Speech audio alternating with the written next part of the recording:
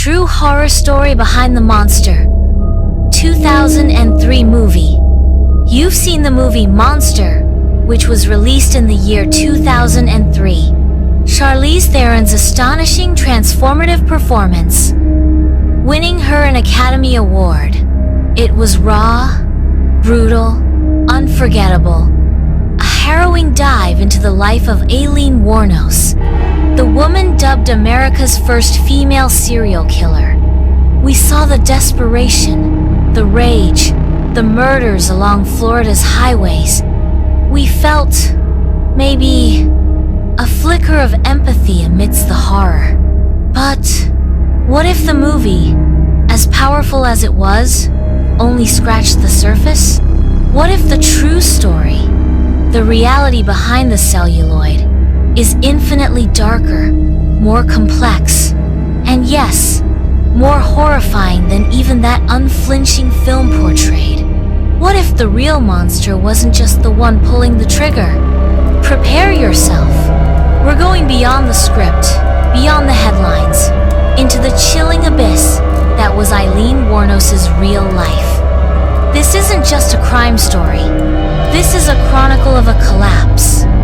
A vortex of trauma so profound it threatens to swallow everything, including our understanding of good and evil.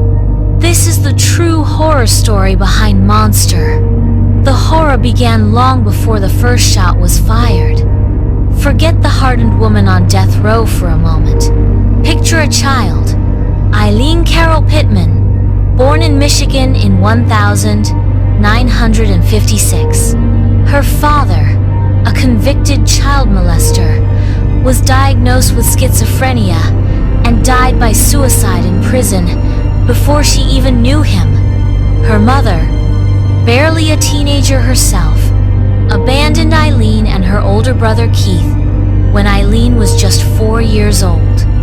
4 years old, left with grandparents who were, by Eileen's own accounts, abusive alcoholics. Her grandfather, Laurie Pittman, allegedly subjected her to horrifying sexual abuse from a young age. She claimed he beat her, forced her into disturbing acts. School became a place of torment, marked by fighting and alienation. By 11, she was trading sexual favors for cigarettes, drugs, a place to sleep. At 13, possibly 14, she became pregnant, reportedly after being physically assaulted by a friend of her grandfather. The baby was given up for adoption. Shortly after, her grandmother died, and her grandfather kicked her out. A teenage girl, already bearing scars deeper than most could imagine, cast out, utterly alone. She lived in the woods near her childhood home for a time, surviving however she could. This wasn't just a tough upbringing. This was a relentless crucible of neglect, violence, and violation. The foundations of her life weren't just shaky, they were built on poisoned ground. From there, life became a blur of drifting, petty crime, and inevitably, sex work. Hitchhiking across the country, using aliases, racking up arrests for everything from DUI and forgery to armed robbery. Florida became her primary haunting ground. The sun-drenched highways, the promise of transient customers. It was a life lived on the absolute edge, surviving moment to moment. The inherent dangers of street-level sex work were her daily reality. Violence, exploitation, constant threat. She craved connection, stability, love. She married a wealthy yacht club president, Louis Fell, in 1976, a man 49 years her senior. It lasted weeks. Her volatile behavior, including allegedly hitting him with his cane, led to annulment and a restraining order. The dream of escape evaporated. Then came Tyria Moore. They met in a Daytona Beach bar in 1986. For Aileen, Tyria represented perhaps the only real love, the only stable anchor she'd ever known. They became inseparable. Aileen supported them both through sex work, showering Tyria with affection, promising a better life. But that life remained elusive, always just out of reach. The pressure mounted. The desperation deepened. November 30th, 1989. Richard Mallory, a 51-year-old electronics store owner, picked up Aileen Wuornos. His body was found 2 weeks later in a wooded area, shot multiple times. Wuornos would later claim Mallory had brutally assaulted and sodomized her, that she killed him in self-defense. Was it true? Mallory had a prior conviction for attempted physical abuse. It's a detail often overshadowed by what came next, because Mallory wasn't the last. Over the next 12 months, 6 more men would meet violent ends after picking up Aileen Wuornos along Florida's highways. David Spears, Charles Carskaddon, Peter Seams, whose body was never found, Troy Burris, Dick Humphreys, Walter Antonio, all shot dead. Their cars abandoned, their possessions often stolen. The media frenzy ignited. The Damsel of Death, they called her. Florida law enforcement launched a massive investigation, piecing together clues, connecting the dots. The pressure cooker existence Aileen shared with Tyria started to crack. The key came, tragically, through love. Or perhaps, through fear. Police zeroed in on Aileen and Tyria. Under immense pressure, terrified of being implicated, Tyria Moore agreed to cooperate. In recorded phone calls, coaxed by detectives, Tyria pleaded with Aileen to confess, to clear Tyria's name.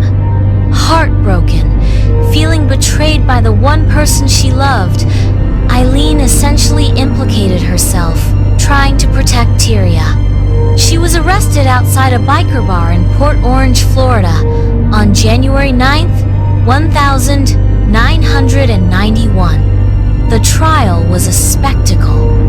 Wuornos initially stuck to the self-defense narrative for Mallory, but her story began to shift regarding the others. Sometimes it was self-defense, sometimes robbery, sometimes pure rage against men she saw as symbols of her lifelong abuse.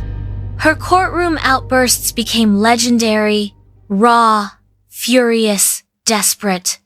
The film Monster captures this volatility, this sense of a cornered animal lashing out. Charlize Theron embodied the physical transformation, the mannerisms, the simmering anger.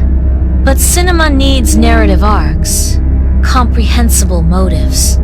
The reality of Wuornos' psyche was perhaps far more fractured, more chaotic. Was she a victim finally snapping? A calculated predator, using her trauma as a shield? Or a terrifying confluence of both, warped by a lifetime of unspeakable horrors into something society could only label a monster?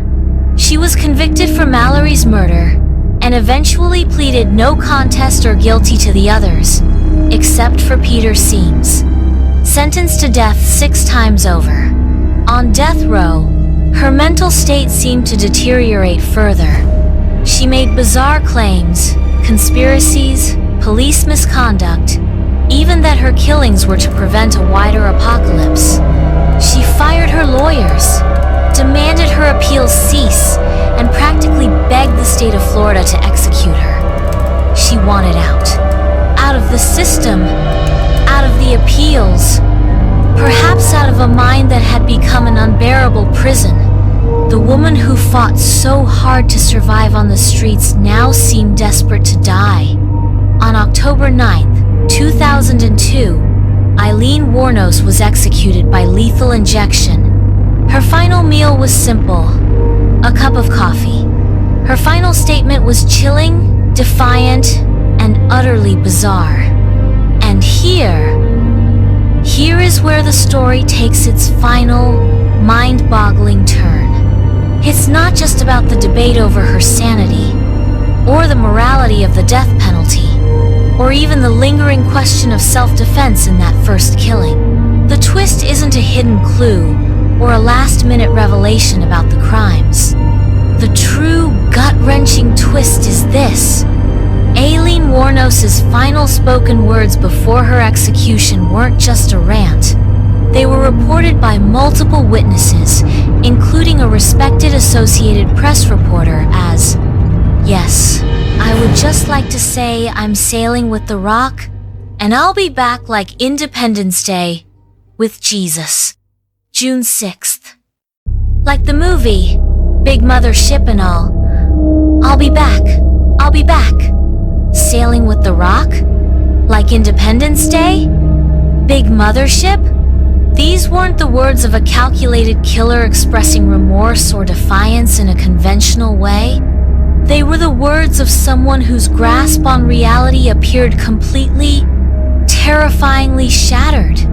The horror isn't just that she killed 7 men.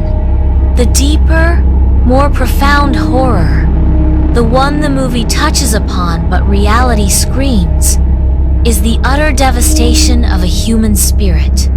A life subjected to such relentless trauma from infancy that it arguably broke her mind long before she ever pulled a trigger, was her final, bizarre declaration, a sign of severe mental illness.